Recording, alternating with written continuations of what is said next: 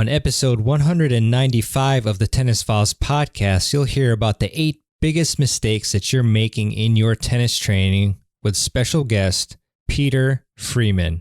Hey everybody, welcome to another episode of the podcast. This is obviously Mehrban and I hope that you're doing really well. I have been insanely busy, so as we speak, Tennis Summit 2021 is running right now. We've got over 10,000 people registered, and we're in the thick of things. We've had some incredible presentations. I'm actually interviewing Nick Bollettieri this week as well for a live stream. And yeah, it's been going great, and I've just really enjoyed all the great outpouring of support and participation and comments. So for this episode, I am actually bringing to you a presentation that I did with Peter Freeman over the weekend on the 8 biggest mistakes that you're making in your tennis training. And I think this is a really valuable one. And we did do this as a live stream over the weekend. However, I know that a lot of you who listen to the podcast may not have listened to this. And in any case, even if you did participate, which is awesome during the live stream, then you should still re-listen, because this is a big recap, very important recap of all the mistakes that both Peter and I have found club level players to be making, that if they corrected even one of these, which is what you should do, just focus on one at a time, then you're going to make huge strides in your tennis game. So that is the summarization of the episode, and now we'll go straight into it. So here is that live stream interview with Coach Peter Freeman. You know what? Let's just launch right into it, because we do have a lot to cover today, and I know we don't have a infinity time, so we're pretty busy. But Peter, let's let you bring out your very first biggest mistake that we're all making, or a lot of us are making in our tennis training. Yeah. So here is, and I'm going to get to the actual point, but I just want to share a story with you today. I gave my second lesson to a student on his backhand. And his goal is he wants to be a 4-5 player. He's about 33 years old, and he wants to be a 4-5. That's his goal. And right now he's kind of middle of the road 4-0, and he really needs to improve his two-handed backhand to get to that level. We had a great lesson, our first lesson. We filmed a lot of it. We had a lot of great results, and he did phenomenal. He's a really good student. He picks up things super fast. And as soon as I met him today, so it's been 2 weeks since we've had a lesson, I asked, hey, have you gone through the exercises that we went through? He's like, well, I've been playing a lot of matches. And I'm like, okay. I said, but have you had time to really work on the stuff? Because it's going to be tough to go from our lessons right into incorporating into a match. He's like, well, no, I really haven't done that because I played a lot of matches. And then as soon as we went into everything, we basically had to redo the lesson 1. And then by the end of the lesson, guess what? He's on fire again. He looks amazing. But it'll be very interesting as a coach to see if he comes back and is in the same exact spot he was today, or if he's moved forward. See, I can always tell when students do their homework. And one of the things that I always, so here it is. A lot of students, they don't see the value in shadow stroking, because there are excuses always like, I played a lot of matches, or I didn't have time, or the weather was no good. And even if he were to just be at home doing these shadow stroke exercises, which really is almost more beneficial to him because he needs to develop that muscle memory. And a lot of students just don't see the value in it. They just don't believe it's going to work for them the way that coaches know it will. That's why all the coaches are always begging students to do it, but very few students actually will do the work.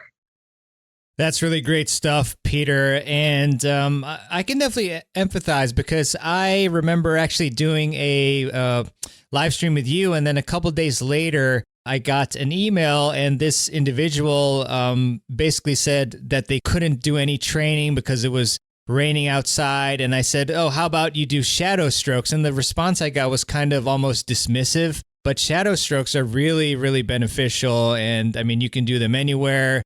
No equipment needed. Obviously, with your racket would be good, but otherwise, it's just a great thing to do. And the problem with trying certain techniques in, a new technique in a playing environment is that there's all this pressure a lot of times, especially in matches. And so you're going to revert naturally to your old habits. So when you're doing shadow swings, that's the best first phase that you can start with when you're figuring out your technique. And so I highly encourage everybody to do shadow strokes for sure. So beautiful point there, Peter.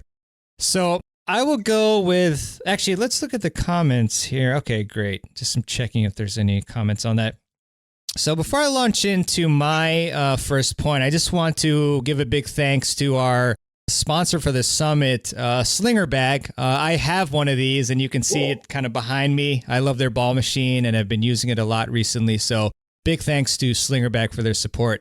So my first one is a big one, and I actually talked to Craig O'Shaughnessy recently, and he brought this up. And then I talked to Satoshi Ochi, who is the head of strength and conditioning at USCA Player Development, and then he brought the same point up. And so the biggest mistake that for me that I see is that players don't quite adapt their training for tennis. So what I mean by this is, to Craig's point, is, you know, if you look at the average number of points, and you definitely want to check out his session for the summit because he gets into this more. But, you know, points in tennis, the average number of shots are, I think, around 4 shots or so. But if you look at a ton of the training, the like 90% of the training that a lot of players are doing is just like, you know, 20, 30 balls cross court. They're barely ever practicing their serve and their return. But yet, you know, that's what you want to be focusing on, is that the majority of the points are going to be, you know, serve return, serve +1, and then maybe the next shot if there is one. So, you know, I think that's one point, you know, strictly relative to tennis points. And also in your tennis training, like your exercises and strength training, a lot of times people are just not doing the right exercises or the right tempo. Like, you know, a lot of people are running long distances because they want to get fit for tennis, but that's not the proper training. You have to keep in mind the rest ratios in tennis points. You know, like you're often, I think you're resting more time than you're playing, so you have to keep that in mind when you're building your routines.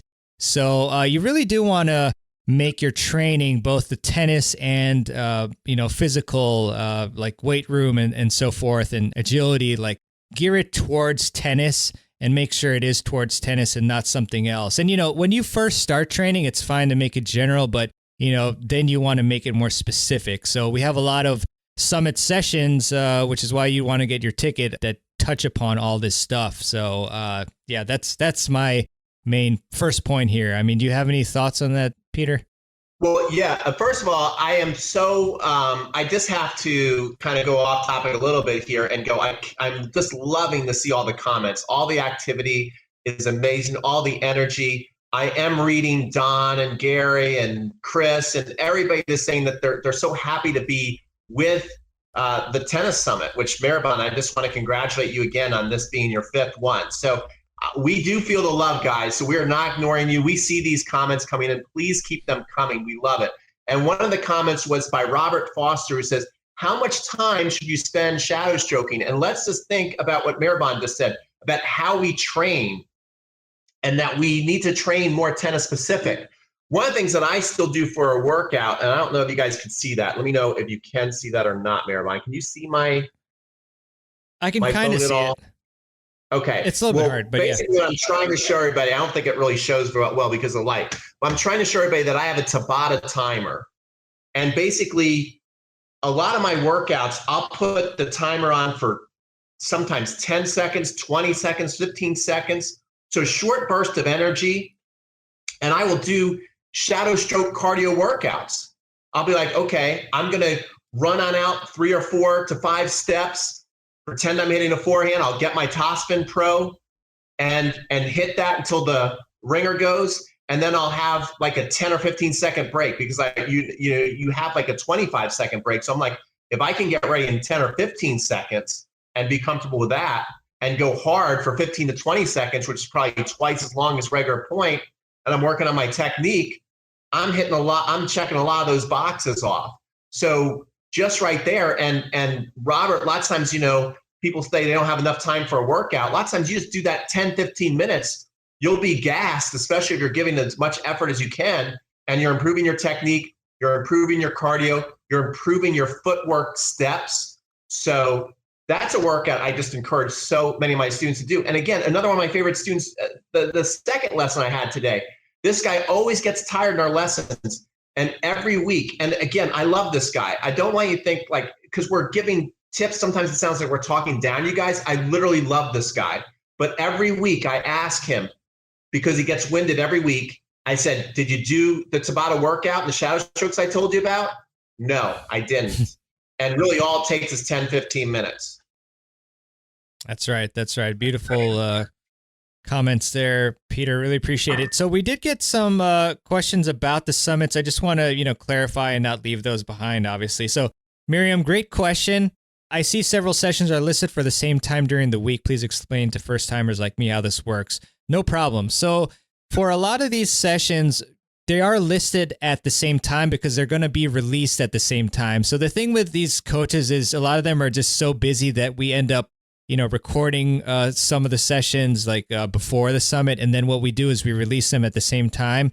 So the good thing is that you don't have to, pick and choose in between which ones. So they're all basically going to be up for 48 hours from when they're released. So say if a session goes up Monday at 9 a.m., it'll be up there for until Wednesday at 9 a.m.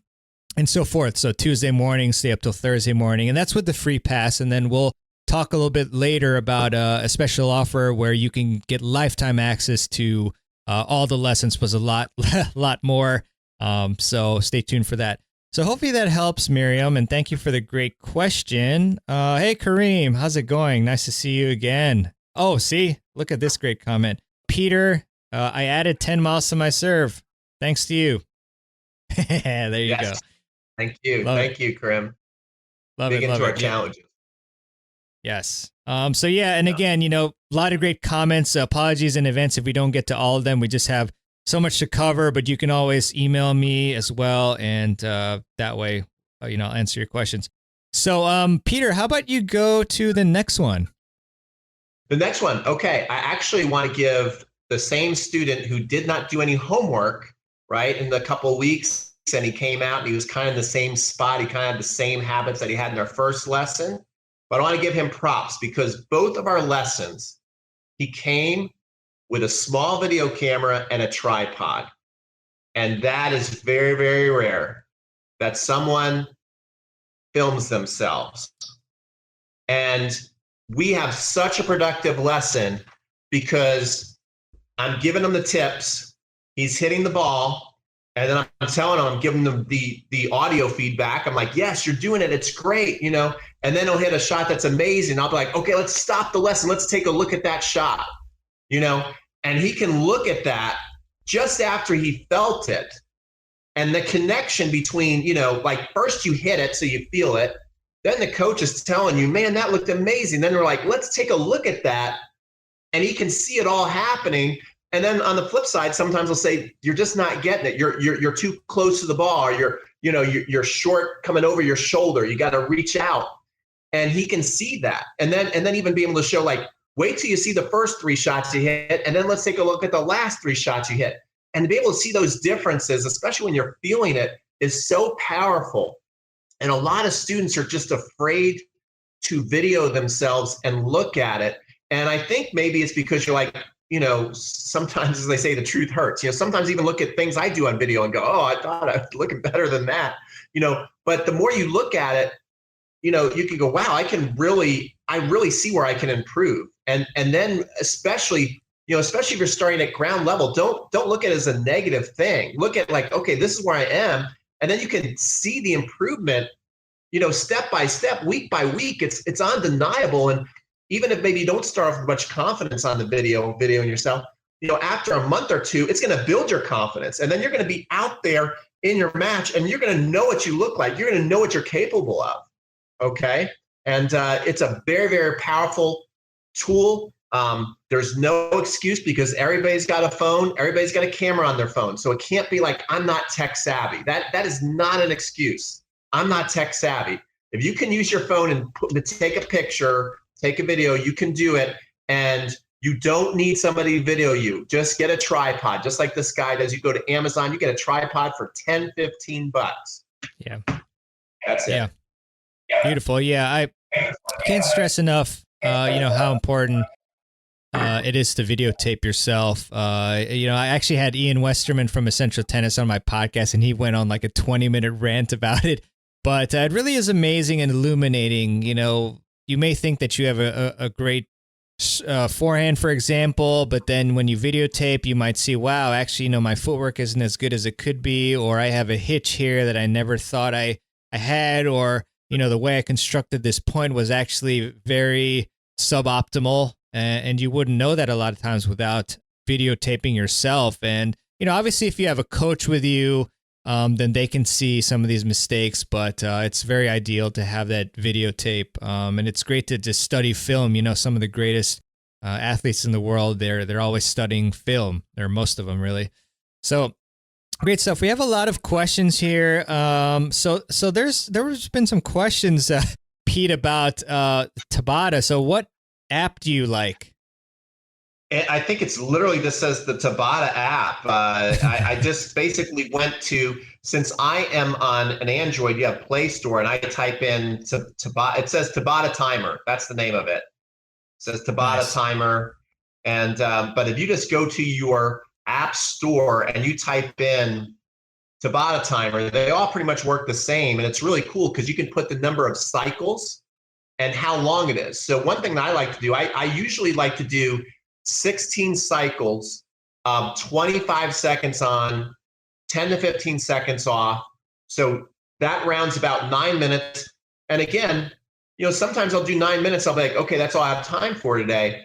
So I think that's intimidating too when we think about working out, like, oh my God, there's an hour, So sometimes I'll go, okay, I'm just going to, at least commit for one round, get myself out of the apartment, into the gym, do one round, and then I'll be like, okay, I feel great. I want to do another round. So sometimes I'll end up doing 3, 5, 6 rounds, and sometimes it'll just be one round, but it's better than no rounds.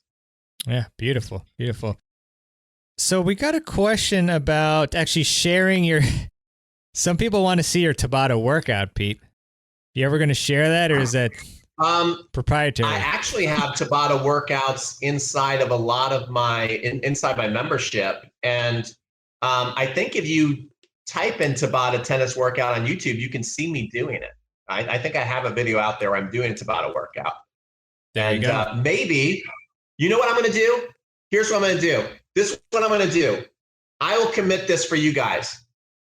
I'm going to let the cat out of the bag. If you become a lifetime member tonight, I'm going to give you my 10 best videos from the Tennis Con. I do something very similar to Mehrban, where I do the Tennis Con and he does Tennis Summit.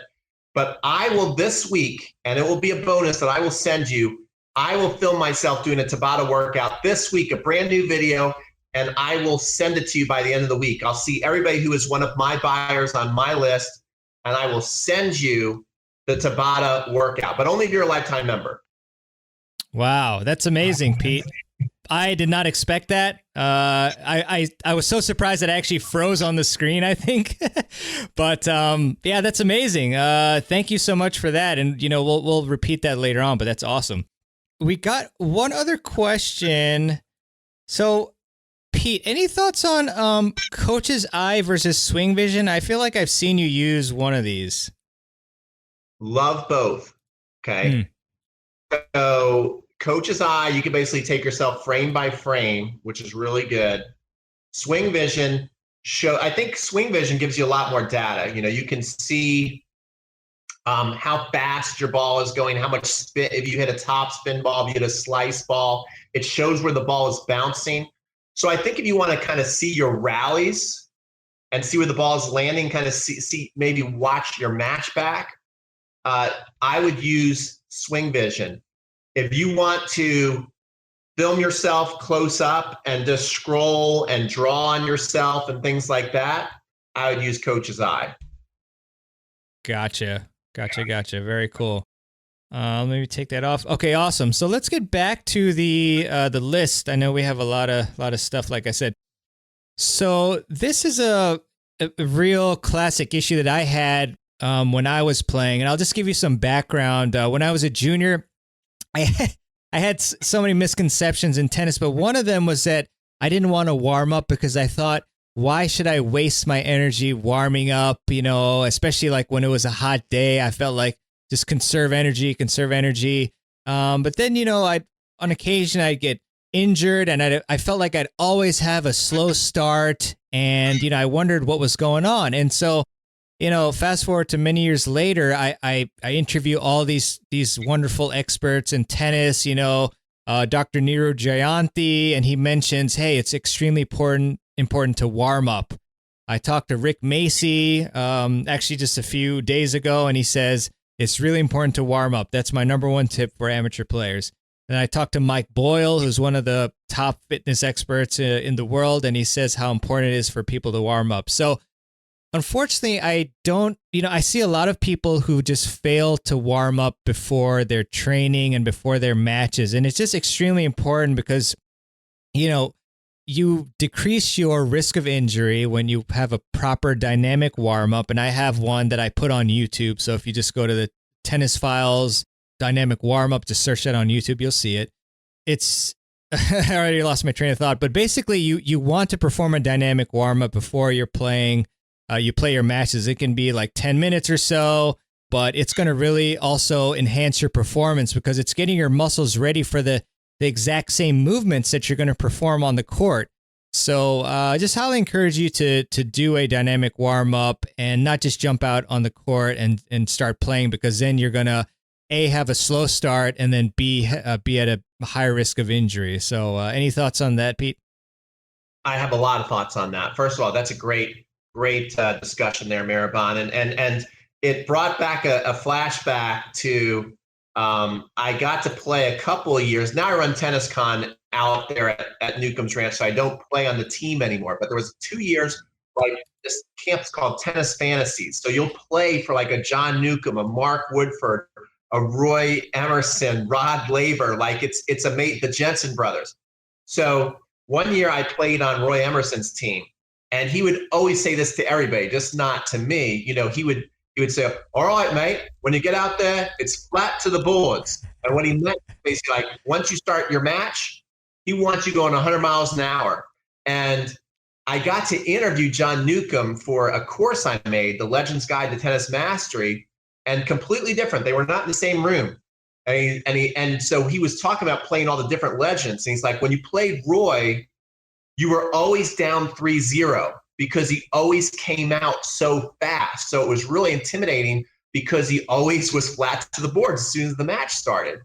And so, the advantage of thinking about when you go play your league match, most people are sitting around the table, whether it's a men or women's match. The women have their table all nicely made up of a bunch of great food, and then just bring the beer and the chips. But a lot of people are just sitting around talking and not really warmed up properly. And so you can have a big advantage of going out there and being warmed up. And so you're ready to go from that. You don't feel like you're working your way into the match. You're like ready to go. Yeah. Huge point there. Appreciate that, Peter. I was just scanning some of the comments here. So we had a question about the right length to warm up. So if I recall correctly, Dr. Mark Kovacs, he has a dynamic warm up that you can do in 10 minutes or less. From my perspective, I think there's no like one exact time. It's just, at the point where you're, breaking a sweat and you feel like your body is in good shape to perform properly. Any thoughts on your end, Peter? I really think 20 to 30 minutes. The pros these days, they're warming up 45 minutes at least. If you go to a tournament, you're going to see them like Rafa Nadal. I remember one night he played at night. He came out, he probably hit around 4 or 5 p.m., crushing balls. And then he played at 8. So he already hit like an hour or so. Then, behind, because it's kind of cool with technology now, we've seen Rafa work out behind the scenes at like the US Open. He's doing shadow strokes. Rafa's doing shadow strokes, guys. He's doing wall sits. He's using the band, right? He's running up and down the hall. Like he's worked himself up into a lather, That's why he's one of the best starters out there. He doesn't take it easy before the match. As soon as the coin toss is over, what's he do? He sprints back to the baseline. Think about when you go out to play your match. Do you physically feel ready to sprint back to the baseline, or you're like, whoa, I better not do that, or I might hurt myself? Like I got. So he's already got himself going, and I think that's a really good way to think about it. Yeah, love it, Pete. Thank you for that. Let's see. What do we have here? So we have a lot of agreements on the warm-up. Let's see. What's the best tool for measuring serve speed? So, I mean, there's some tools you can buy from, like, I think On-Court, Off-Court has some speed guns. Do you have a speed gun, Peter? You can get a speed gun. Go to On-Court, Off-Court. They got a lot of great stuff. Love On-Court, Off-Court. And you can also, there is literally an app on your phone called Serve Speed. So look for that. And that's pretty cool. It's a little bit tedious, but I think it works pretty good to where, like, it basically walks you through some steps. It kind of measures, based on where you are, where the ball lands, and it films it. It can kind of tell you how fast it's going. So it takes a couple steps, but I definitely think it's pretty accurate.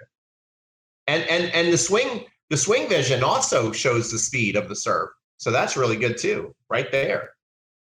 Awesome. So Pete, oh wow, 8:30 already. So Pete, how about we go to your next one? Okay, well, let me pull that right up. Okay, this is a big one. Okay, not sticking with a project long enough. And I know that, especially if you watch online instruction, it is so easy because a lot of the videos are very entertaining. I mean, I will admit, I am an online instruction. Not only am I an online instruction teacher, I'm an online instruction addict. I love to watch videos. I love to see tips. I love to go, oh, that makes sense. So that's good. I'm not saying not to do that. I even think the guy from Intuitive Tennis even wrote made a video lately, like, don't become a tennis addict, a tennis online tip addict, because it's good to get all this, but at the same time, you do have to have projects. So, like, especially when you go through the Tennis Summit, you're going to get a lot of information. That's why I suggest the lifetime, thing. Kind of treat it like Christmas, like you're unwrapping a bunch of presents, but then think about maybe 4 to 5 to even 6 lessons that really made sense to you that's on something that you need to improve on right now. The most obvious example I can give people is most people at some point in their life have trouble converting from a frying pan grip to a continental grip on their serve. Most people struggle with that. And the biggest difference between someone who actually gets it and looks good and eventually develops like a professional style looking serve isn't that they're more talented than you are. It's that they were willing to take their lumps longer than you. Excuses are, man, this is really hard, or it feels really uncomfortable, or when I go to play my match, I'm double faulting all the time, so I'm totally embarrassed. The people who end up getting it, they have all those same things too. I remember when someone showed me that grip when I was a kid, I just thought there's no way in the world I'm going to be able to do this. I thought there's no way I'm going to do this. Then I watched TV and I watched all the pros play. I'm like, they're all doing it. I have to do this. And then I went and I served. And for a month straight, I did not make a serve, guys. I literally hit, I'm a lefty. I was serving to the deuce court. It went well beyond the ad court and kept hitting the curtain and the lights. I'll never forget it. It was pretty traumatic, but I just kept doing it. My coach kept saying, yes, that's it. That's it. Trust me. Just keep doing it. And I just kept doing it over and over again until I got it. And you have to be willing to stick with things until you get it. Don't give up on it. It will come. Don't tell yourself you're not talented enough or it comes easier to other people. Most of the time, it doesn't come easier to other people. They're just willing to stick it out longer than you. Yeah, thanks for that, Pete. And I really agree with that wholeheartedly. I remember being scared to serve and volley, especially during doubles. I wouldn't want to volley. Like, I tried a few times and I'd brick a few volleys and then I would just serve and stay back. But there was one day where I said, you know what, I'm going to commit to this no matter what. Like, I know I can win points by hanging back, but I really want to, groove this part of my game and get it going. So, I committed, and even though I got broke a few times in a row, I just stuck with it. And then it was only through that commitment that I was able to actually properly practice and then get my volleys going, my serve and volley game. So really, really appreciate that tip there that we need to stick with our projects long enough to see lasting results. Let's see. So I will go with my next one then, which is actually kind of maybe even a twist on what Peter just said. And this one is prioritizing short-term winning over long-term results is one of the biggest mistakes because, I did this as a junior myself. Like, I had all these tournaments and the only thing I was thinking about was just winning in the short term, just winning the match. And then, unfortunately, when I got into like the 18s division, there were players who I used to beat through sheer consistency who all of a sudden, they were serving me off the court and hitting me off the court. And I wondered why. And, a large reason why is because they were targeting their long-term development in their game. They were working on their attacking style and putting away short balls. And they were focused on just a more overall development of their game that could take them, past college tennis into the pro tour and so forth. So that's a big mistake that we definitely see a lot of players are making. And two individuals who mentioned this when I interviewed them was Nick Bollettieri and Taylor Dent, which if you sign up for the summit, you got a free Tennis Secrets playbook, which has advice from over 50 top coaches and pros. So you will see those quotes in there, those pieces of advice. So that's just a big one, if all you want to do is win, like, I get it. But even if you do just want to keep winning, like, it's better to just focus on developing your game so that you can just reach a higher level in the long run. So any thoughts, Pete? Absolutely. You have to really be honest with yourself with goals, okay? I think a lot of people who follow online instruction, they're a different animal than a lot of club players. They want to learn the right way. They want to develop the strokes, but they also feel it's a little bit more of an inner battle, I think, than maybe a junior who the coaches are always saying, hey, you're young. Like, let's say a junior who starts when they're 9, 10, 11, 12, those developmental ages, I think for a junior that's going to really develop to be a great player, the coach is always telling them, hey, you've got time and let's develop this and let's develop that. And so the student can more buy into that, where when you're an adult, there's not a lot of coaches talking about development and taking time. And as we get older, I'm almost 50 now. I hate to even say that out loud, but we feel like we have less time. So we feel more pressure to get it. I think you want to be honest with yourself and go, okay, how much do I just want to get the stroke correct versus winning? And especially there is going to be a point where you have to take more of a leap of faith and be willing to make mistakes and be willing to lose matches.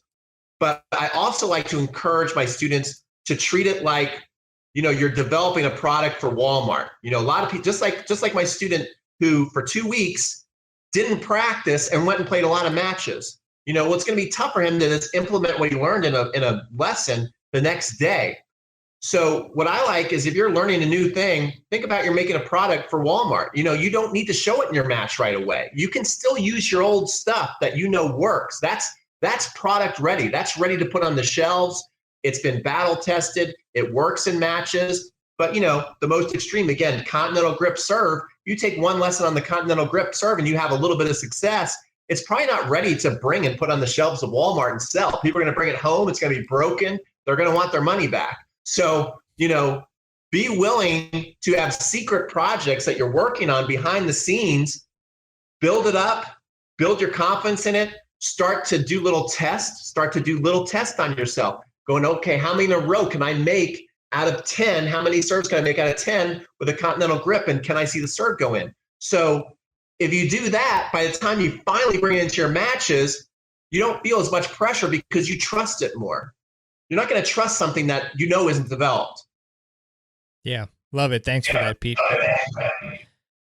So I got, we received a question about Slinger Bag, and I just want to address that obviously because it's our sponsor of the summit. So I don't personally have experience with the Spinfire Pro 2, but I mean I can say that the Slinger Bag is excellent. It's first off, it's a great bag. You can put a lot of stuff in it. It's portable. I just wheel it out to the courts, and it has a large amount of topspin on it if you want. Good speed, good frequency, pretty easy to use. So I mean, I think it's a great machine. If you really want like a ton more advanced features, then I would just say look at the Spinfire Pro 2 and see what it gives you versus what Slinger Bag gives you. But I think in most cases, Slinger Bag would be great for you. Pete, do you by any chance have any experience with the Spinfire Pro 2? I do not, Yeah. but I really love seeing all those Slinger Brag reviews on YouTube. Like I said, I'm an addict myself, so I've seen a ton of those, and it looks really cool, and I want one. We got to make that happen, Pete. We'll figure it out. But Pete, so thank you for the comments on my tip there. Biggest mistake. So how about we go with I think your last one now, Pete. This is my last, but not my least one. Okay.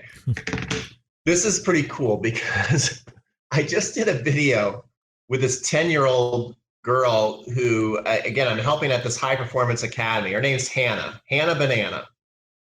And I asked her, what are the keys to tennis success? And I had no idea what she's going to say. And she goes, you have to be focused. You have to have the best effort and have really good footwork. I was like, wow, okay, video's over. Like, she crushed it. But the difference between her and a lot of the junior students or even adult students is she lives what she says. Like, she lives it and she does all that. And she has phenomenal strokes, but most people, when they miss a shot, they start doing what? They start analyzing from the top down. How many times you hit a shot, the first thing you look at is your racket. Then you start doing some shadow swings. Then you start really thinking about what you did. And most of the time you miss is because of your footwork. And I know as we get older, our feet slow down, okay? I have lost a lot of steps. I'm really feeling it lately. But one thing I will say, which I have to give myself credit, is when I look at my footwork on video, I'm not talking about the balls I can run down. It's a different thing. When I look at my footwork on video, to this day, and still compare it when I walk around to a lot of the juniors going around and hitting, I still put my footwork up with theirs because I developed it. I still think a lot of the kids, I still have better footwork than they do because they refuse to really take it seriously. So I honestly believe unless I really get hurt, and I've already got a bad pack, so it's not about that. I believe I'm going to have good footwork as long as I'm on the court, no matter what age I am.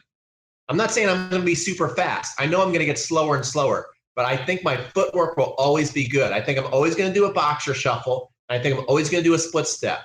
And so focus on that first, rather than going out, turning the ball machine, your feet are flat and you're hitting shots. You're just focused on your arm and your unit turn.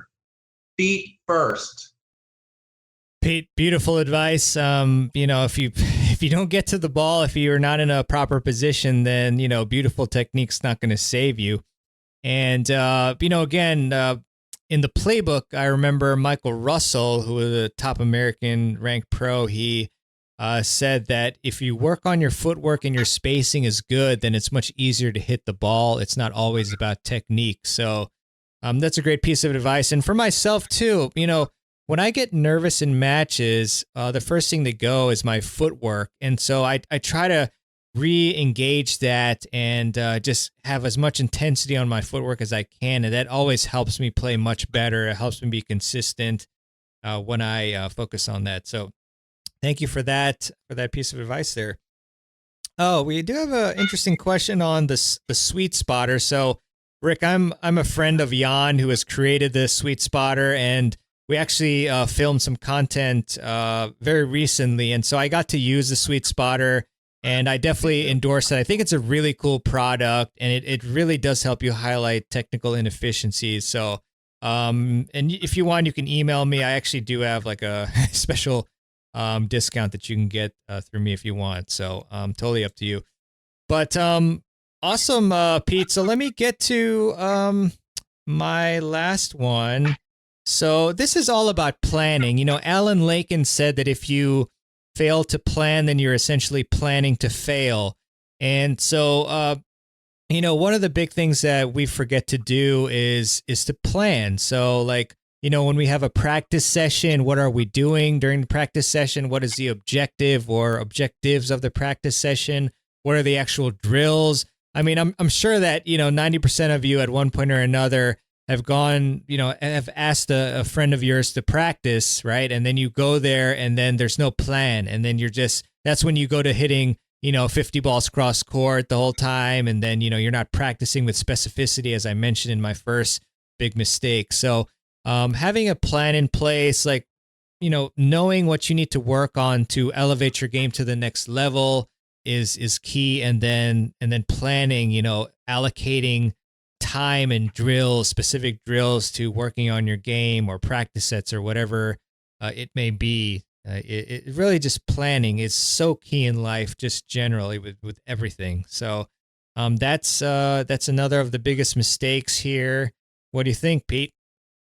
I think it's great. And I think especially with the audience we have tonight, like I said, this is a different crew. This is not your normal club player who, you know, is just fine with where they're at. Everybody wants to get better. And if you're not measuring your results, if you're not putting things in writing, like I want to do this, I want to do that, then it's going to be very, very hard to know where you're at. You know, if you're not measuring where you're going, you don't know where you're moving. But what gets measured gets moved. So if it's, I want to be, you know, a 3.5, I want to be a 4.0. Okay. Well, you just can't say that. You know, you got to be like, all right, I want to be a 3.5, I want to be a 4.0. One of the ways I like to learn is I like to watch online tennis instruction. Okay, great.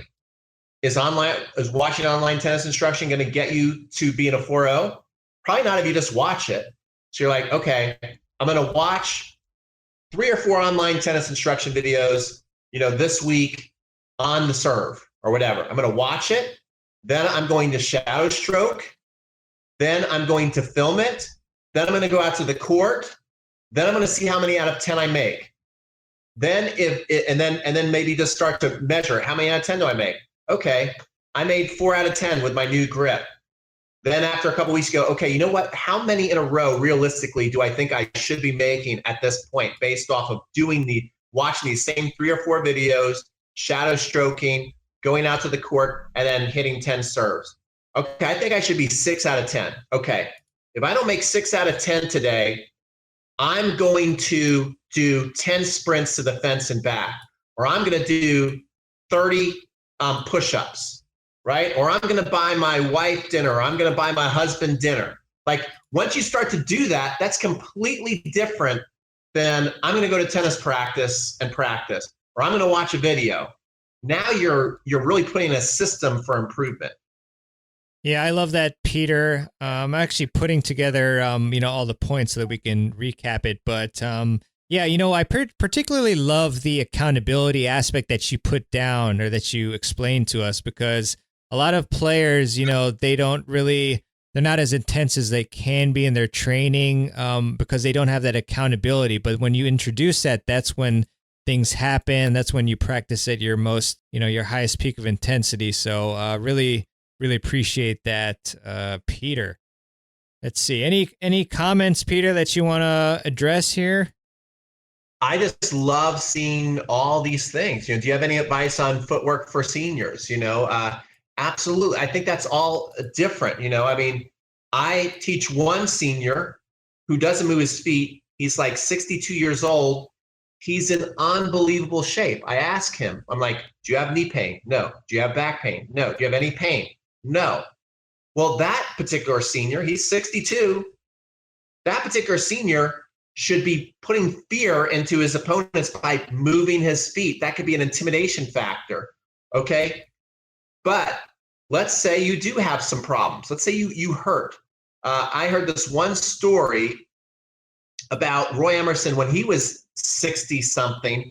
He played a Division One. This actually came a story from the guy who runs on court, off court, Joe Dinifer. I think he watched the match or he heard about the match. Anyway, he gave in one of his videos where he said Roy Emerson played a Division One college player. Think about that. The guy's like 20 years old. Roy's like 60 something. Roy's knees were gone. And so he didn't split step. But what he did every time is he flexed his knees down right before each shot. So he still was getting that readiness so he could at least have some springiness to the ball. And he beat the guy 6-1, 6-1. Fantastic. So that's pretty amazing. That's really amazing. There's been some great comments too about camps versus private lessons and smaller groups. And yeah, it's really important, because Jitender mentions how, he sent his son to a Nike tennis camp and it took him a year to correct the bad technique, so obviously that's not to say that all Nike tennis camps are bad or anything like that, but you really do have to be wary of who it is you're sending your kids to. And, if it's like a group lesson, you have to pay attention to the coaches and like how they're teaching and, do some research into the coaches, because it's really, really painful, like Jitender said, to develop bad technique and then have to go back and fix it. It's very difficult. It can be done, obviously, and it takes commitment and, looking towards the long term, as we mentioned, but it's much better to just get the technique correct in the beginning. So you do have to be careful with who you're getting as a coach. And that's why, Peter and I, we try to find the best information and teach the best information to you. And that's what makes part of what makes this event so special, because I've collated the best, coaches in the world like Peter to show you the exact techniques that you need to implement, the exact strategies, the exact exercises and mental game advice to improve. So, that's why we do this. So we try to get you on the right path. Yeah. Cool. Yeah. Anything else? Well, I'll just add one thing, and then I think you're going to show everybody what you got for us. So I think it's good to kind of move on to that. We're at about an hour, but I just want to tell a quick story, because it's like that's always the thing. It's like private lessons versus group versus whatever. Look at what time you have, and whatever you can do it all. And I'm just going to use Tom Brady as an example. Like, you would think Tom Brady has the sport of football mastered, okay? But Tom Brady practices with the team a lot. Okay, so he's got his group practice, and he's got a whole bunch of different opinions. It's from a bunch of different coaches in group practice. Then he's got an individual throwing mechanics coach that he's had for years that he trusts with his life. And he'll go, I watched this one video where he's throwing the same route, the same exact route, guys, for hours. And they are going over each throw with a fine-tooth comb. And then what does Tom Brady do? He loves to watch film. He is obsessed with watching film. So if you translate that into tennis, you could be like, okay, Tom Brady watching film is like me watching the tennis summit. I'm studying these online lessons. I'm watching Federer hit shots in slow motion. I'm watching myself. I'm studying myself. That's my film sessions. I go to group clinic. I got that sparring that I'm doing where I can try new things with people at my level. That's super important too, because it's hard for a coach to emulate, you playing against another 3-5. So it's good to go in group classes. And then you got your coach, hopefully, maybe that you go take a lesson with that can really show you how you're headed and what still needs to be accomplished. Love it, Pete. Thank you for that. Great points as usual. So I want to just really quick share my screen and then recap, what we talked about today, and then talk about our special offer here. So let me share my screen. Great. So these are the points that we made today. So the first one is the first biggest mistake is individuals, players, they refuse to shadow stroke. The second one is they don't film themselves. The third one is that players don't stick with projects or changes in their game long enough to see lasting results. The fourth is that they are more concerned with their strokes than their footwork. The fifth one is they don't adapt their training for tennis. They don't have specific tennis training. Sixth one is they fail to warm up before training. The seventh is they prioritize short-term winning over long-term improvement. And the eighth one is that they don't have a game plan for their training and also their matches. All right, I really hope you enjoyed that live stream interview with my great friend Peter Freeman from Crunch Time Coaching. And if you have not yet, there's still time to sign up for the biggest online tennis conference in the world. I'm very proud to say that. Tennis Summit 2021. Just go to tennisfilessummit.com. That's TennisFilesSummit.com to get your free ticket and to check out all the amazing sessions on there. Over 45 of them, including, I think, about 12 live streams. So pretty crazy this year. But in any case, appreciate all your support and check out the summit. And I do want to leave you with a quote, as I often like to do at the end of the show. And this one is by Zenrin Kushu, I think. Hope I pronounced that okay. And Zenrin said, "Sitting quietly doing nothing, spring comes and the grass grows by itself." Very deep quote there. Hope you enjoyed that one. That is it from me. And again, thanks for all the support, whether it's from the podcast peeps or the summit peeps or just Tennis Files peeps in general. Wishing you all the best and, health, safety, and happiness. And we'll see you next week on the podcast. Take care.